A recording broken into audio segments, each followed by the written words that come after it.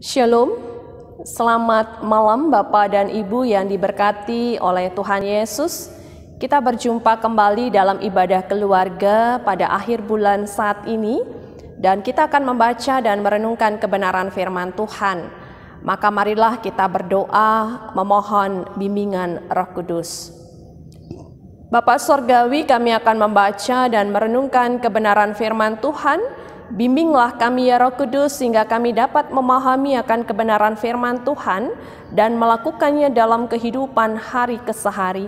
Diamkanlah semua suara dalam hati kami dan jauhkan pikiran yang mengembara kian kemari. Berfirmanlah ya Tuhan, karena kami telah sedia untuk mendengarkannya. Amin. Dipersilahkan untuk berdiri dan kita akan membuka Alkitab pada kitab Ibrani pasal 12. Ayatnya yang ke-12 hingga ayatnya yang ke-17. Ibrani pasal 12 ayat 12 hingga 17. Tetapi akan dibaca pada ayat nas ayat 15 yang menyatakan, jagalah supaya jangan ada seorang pun menjauhkan diri dari kasih karunia Allah, agar jangan tumbuh akar yang pahit yang menimbulkan kerusuhan dan yang mencemarkan banyak orang.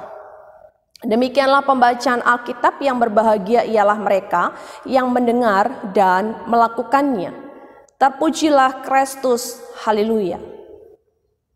Dipersilakan duduk kembali.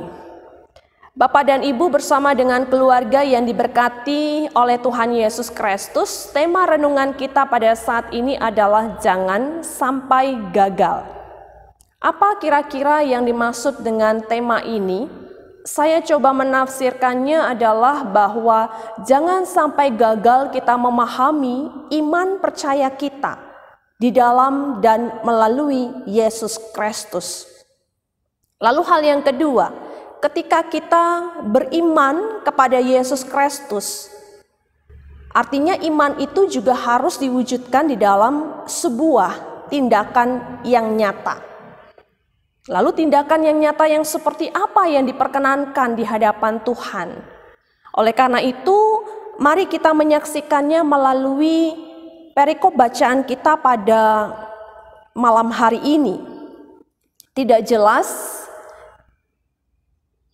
ditulis oleh siapa surat Ibrani, tetapi yang pasti ditujukan kepada orang-orang Ibrani atau orang Yahudi, orang Israel yang kemungkinan besar sudah percaya kepada Kristus atau baru mau percaya kepada Kristus.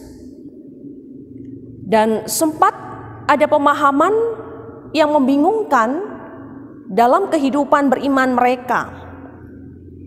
Kalau seseorang diselamatkan berdasarkan imannya kepada Kristus, lalu bagaimana dengan tokoh-tokoh iman yang selama ini orang-orang Yahudi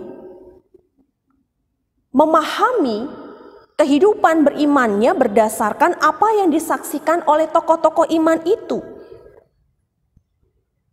Kalau keselamatan itu hanya berdasarkan iman kepada Kristus, bagaimana nasib tokoh-tokoh iman yang selama ini mereka teladani, hadir jauh sebelum Yesus? Apakah mereka turut diselamatkan atau tidak? Dan yang pasti Yesus mau katakan bahwa keselamatan itu, iman itu harus dibuktikan dengan tindakan. Dan di dalam pasal 11 kita bisa melihat akan saksi-saksi iman itu sendiri. Oleh karenanya penulis surat Ibrani mendorong orang-orang Ibrani, orang-orang Yahudi ini untuk tetap memiliki iman yang teguh, di mana sempat kehidupan mereka sedikit memudar, dan jangan sampai mereka meninggalkan keyakinan iman mereka di dalam Kristus. Terlebih barangkali juga di samping itu ada hal-hal yang membuat kehidupan beriman mereka menimbulkan akar yang pahit, sehingga tercipta kerusuhan dan juga mencemarkan banyak orang. Oleh karenanya, penulis Ibrani mengingatkan untuk kehidupan beriman mereka saat itu saling menguatkan. Kuatkanlah tangan yang lemah dan lutut yang goyah. Bukan pasrah dengan keadaan, tetapi mencari solusi di balik kesulitan tantangan iman yang terjadi. Dengan cara luruskan jalan bagimu, sehingga yang pincang jangan terpelecok tetapi menjadi sembuh. Dengan pengharapan iman kepada Kristus, mereka tidak terjebak di dalam kesulitan yang ada, tetapi mereka percaya bahwa ada pertolongan Tuhan. Dan ini juga yang mau dipahami di dalam Yesaya pasal 35 ayatnya yang ketiga. Bahwa apa yang dinyatakan dalam ayat yang ke-12 ini sama dengan apa yang dinyatakan di dalam Yesaya 35 ayat yang ketiga. Hanya konteksnya pada saat itu adalah kehidupan orang Israel yang ada di dalam pembuangan, tertindas dan tertekan. Dan Allah menghendaki supaya kehidupan mereka boleh saling menguatkan. Namun dalam konteks perjanjian baru ini, kalau kita bandingkan di dalam pasal 12 ayat yang pertama, yaitu kehidupan orang Yahudi Kristen, ibarat mereka yang ada di dalam perlombaan iman. Seseorang yang ada di dalam perlombaan, apalagi di dalam perlombaan iman, maka dibutuhkan kekuatan. Di dalam hal ini adalah kekuatan iman, sehingga dia bisa melampaui gelanggang pertandingan itu sampai pada finish dan menghasilkan buah kebenaran. Oleh karena itu, pada ayat yang ke-14, penulis mengajak orang-orang Yahudi Kristen untuk hidup di dalam damai, seorang dengan yang lain, dan juga mengejar kekudusan. Karena tanpa kekudusan tidak seorang pun bisa melihat Allah. Tanpa kekudusan mereka akan menjauhkan diri dari kasih karunia Allah. Tanpa kekudusan mereka akan memandang rendah segala berkat-berkat rohani yang Allah percayakan dalam kehidupan umat. Sama seperti yang dilakukan oleh Esau, yang tidak di mana kehidupan Esau menganggap rendah berkat yang Tuhan berikan dalam kehidupannya dengan menjual hak kesulungannya. Dan sekalipun Esau berusaha untuk mendapatkannya kembali dengan air mata, tetapi dia tidak akan memperoleh kesempatan itu. Bapak dan Ibu yang diberkati oleh Tuhan Yesus Kristus, firman Tuhan pada malam hari ini mengingatkan kepada kita. Bukan hanya orang-orang Yahudi Kristen pada saat itu, tetapi kita yang saat ini juga sedang ada dalam gelanggang pertandingan iman. Jelas ditegaskan bahwa seseorang diselamatkan berdasarkan imannya kepada Kristus. Itu berarti bahwa berbicara tentang iman kepada Kristus harus ada tindakan iman yang dinyatakan. Yakobus pasal 2 menyatakan bahwa iman tanpa perbuatan pada hakikatnya adalah mati. Perbuatan iman itu harus kita saksikan di dalam kehidupan sehari-hari. Melalui kesehatan kita, melalui pekerjaan kita, melalui pelayanan kita, melalui kehidupan rumah tangga, melalui sakit penyakit, melalui keadaan yang tidak menyenangkan sekalipun. Dan bukan kemudian iman menjadi lemah ketika harapan-harapan itu tidak tercapai. Firman Tuhan mengingatkan kepada kita untuk jagalah supaya jangan seorang pun menjauhkan diri dari kasih karunia Allah. Seseorang yang berimankan kepada Kristus, imannya itu dinyatakan dengan tetap ada di dalam kasih karunia-Nya Allah, dengan tetap ada di dalam lingkungan kebaikan hatinya Allah. Sekali-kali dia tidak akan keluar dari kasih karunia Allah, sekali-kali dia tidak akan keluar dari lingkungan kebaikan hatinya Allah. Karena dia tahu persis siapa Allah yang dia imani di dalam Kristus. Dinyatakan melalui sikap iman yang nyata yang adalah kasih. Dan kasih itu tidak pura-pura di dalam Kristus. Dan orang-orang yang tetap tinggal memelihara kasih karunia Allah, di dalamnya tidak akan ada akar pahit. Tidak akan bertumbuh, tidak akan berakar, dan tidak akan menjadi pribadi-pribadi yang menimbulkan kekacauan atau kerusuhan. Tidak akan menimbulkan atau memunculkan pribadi-pribadi yang mencemarkan banyak orang. Tetapi sebaliknya orang-orang yang tinggal di dalam kasih karunia Allah, orang-orang yang selalu mengupayakan untuk ada di dalam lingkungan kebaikan hatinya Allah, hatinya juga terjaga, kebaikannya juga terjaga. Dan itu dia nyatakan kepada semua orang. Dengan cara saling menguatkan, saling menopang satu dengan yang lainnya. Dan berupaya untuk menempuh solusi-solusi yang terbaik di balik setiap persoalan yang ada. Tidak pasrah berserah, tetapi memiliki hati yang tulus, rela dan ikhlas, memandang bahwa setiap kesulitan yang ada itu, bahwa ada Tuhan yang juga menolong, bahwa ada Tuhan juga yang akan memampukan, dan Tuhan yang menyatakan kebaikan di balik kesulitan yang terjadi. Sehingga yang pincang jangan terpelecok tetapi menjadi sembuh.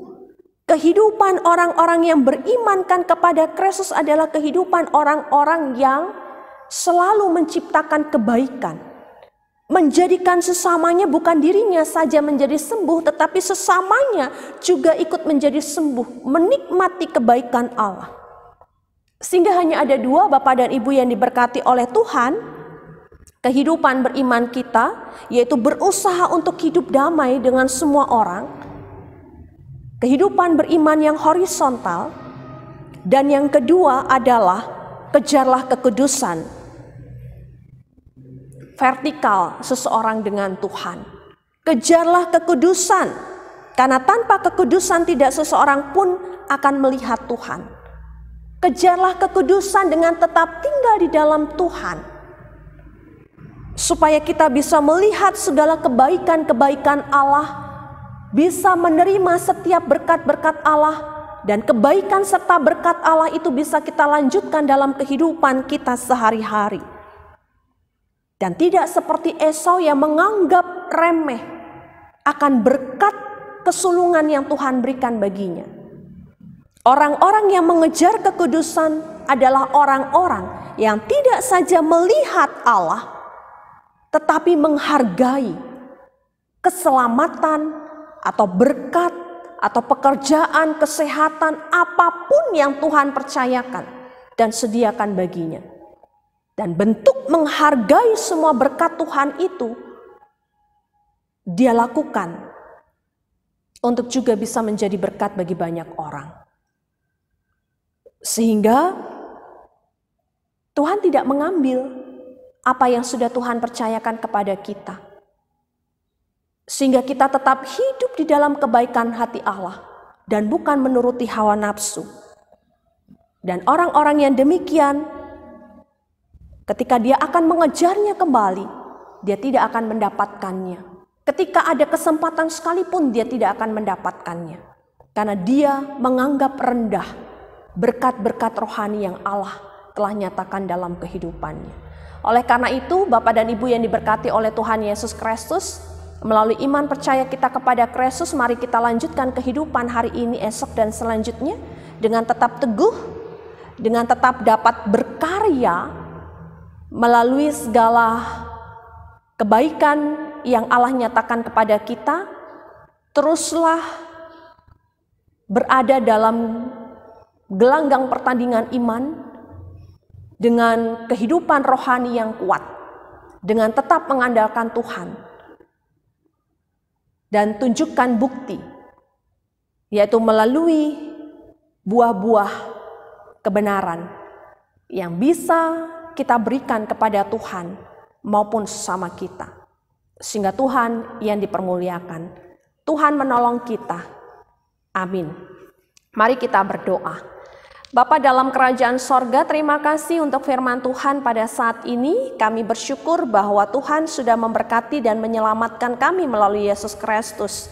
Tuhan berkenan memberkati supaya kami boleh menyatakan sikap iman kami, Tuhan, dengan tetap ada di dalam gelanggang pertandingan iman kami untuk selalu mengandalkan kasih karunia Tuhan, untuk selalu hidup di dalam kekudusan sehingga kami bisa melihat Allah, dan kami juga boleh mengusahakan hidup damai dengan sesama.